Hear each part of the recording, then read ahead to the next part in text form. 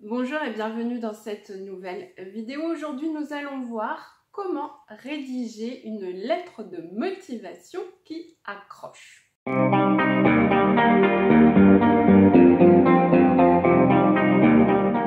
Tu te demandes peut-être à quoi sert la lettre de motivation, sachant que tu as mis toutes les informations dans ton CV.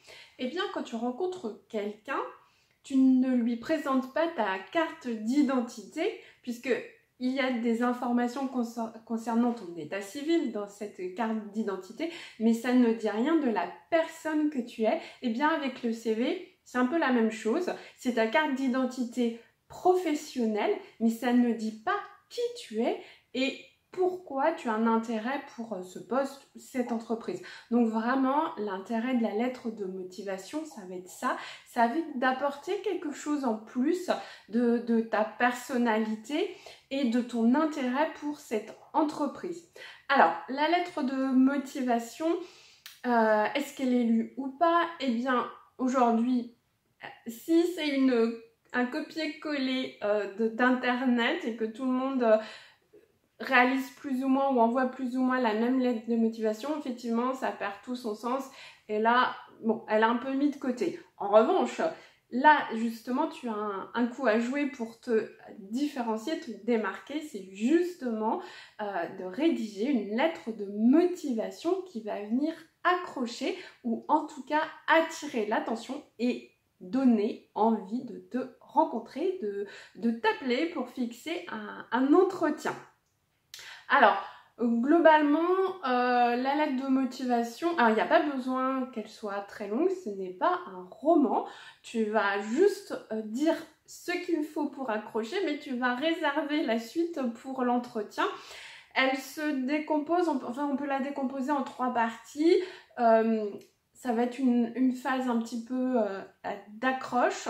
Ensuite, tu vas parler de l'entreprise, l'intérêt que tu as pour l'entreprise, amener des éléments complémentaires sur toi et ensuite terminer sur un nous en fait. Hein, ça va être ça va être vous, moi, nous, notre collaboration, la façon dont je l'envisage, voilà, cette collaboration. Donc, rencontre-nous, ça ce sera pour la fin.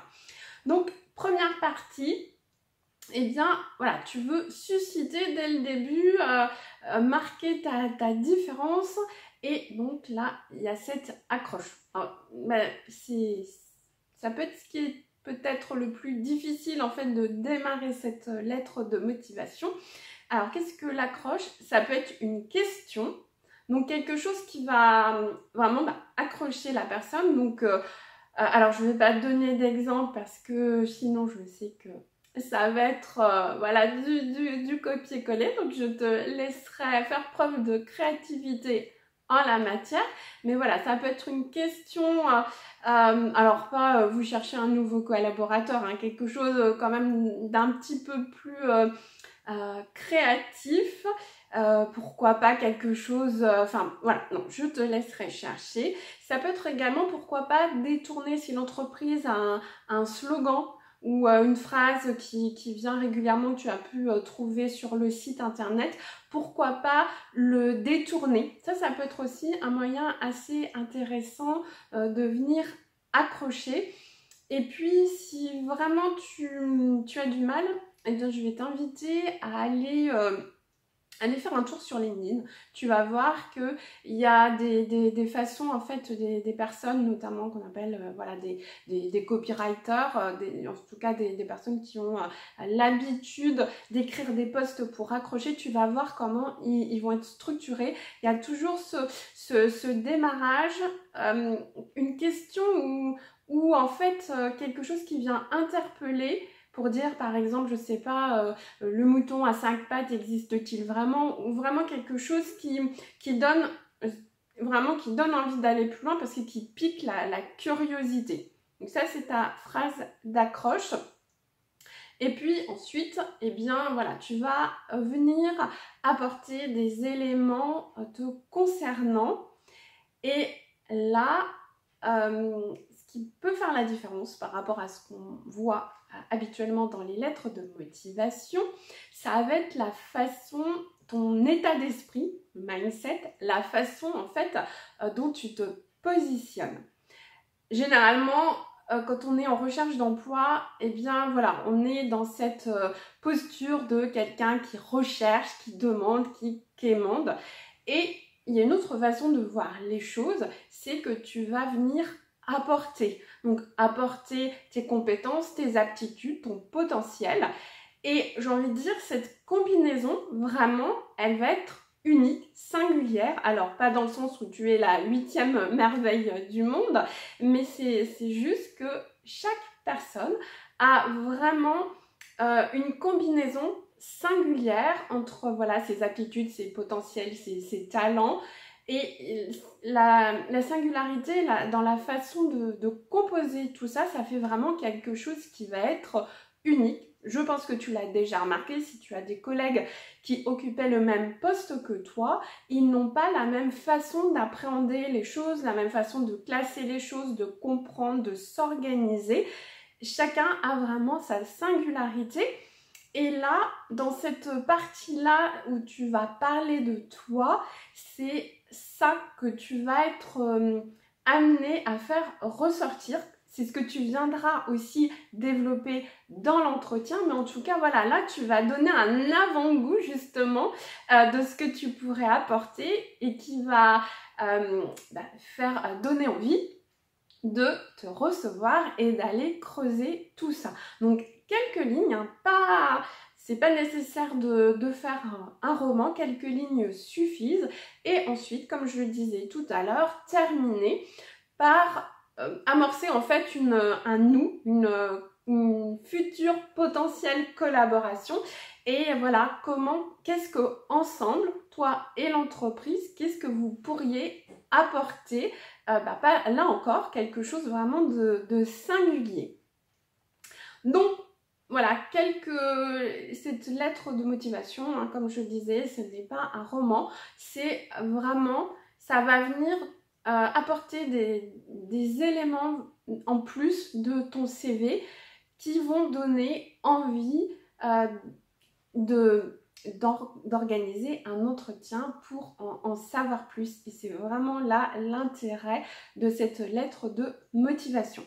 Alors, surtout, quelques points de vigilance qu'on va retrouver également pour les entretiens, c'est d'être dans le positif. Donc, c'est-à-dire de ne pas venir apporter des éléments tournés déjà de façon négative ou qui pourraient finalement donner alors pas forcément une mauvaise impression, mais en tout cas susciter le doute parce que la personne à qui tu envoies cette lettre de motivation, cette candidature ne te connaît pas.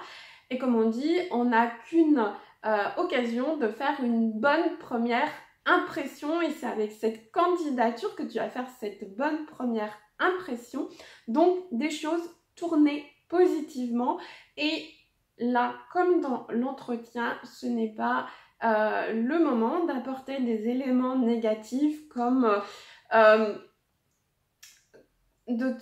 finalement de te positionner un petit peu en personne qui a subi quelque chose, donc subi quelque chose, des difficultés dans ton précédent poste, une situation par rapport à ta santé. Ça, voilà, c'est pas des éléments qu'on vient apporter dans une candidature parce que la personne en face ne te connaît pas. Et si elle reçoit ça comme ça laisse pas une bonne première impression.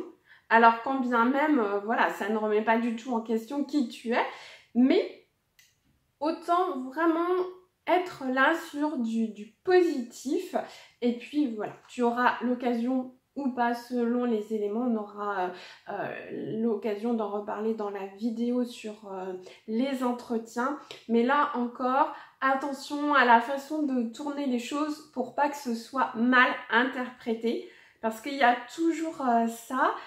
Je pense que voilà, tu sais entre toi ce que tu veux dire, ce que tu vas dire, la façon dont la personne va recevoir et interpréter les choses, il y a quand même un sacré fossé. Donc autant être voilà, le plus positif, le plus clair possible et ne pas apporter des éléments finalement qui pourraient se retourner contre toi. Donc voici les informations que je pouvais te donner, les précisions concernant cette lettre de motivation. Et bien maintenant, à toi de jouer.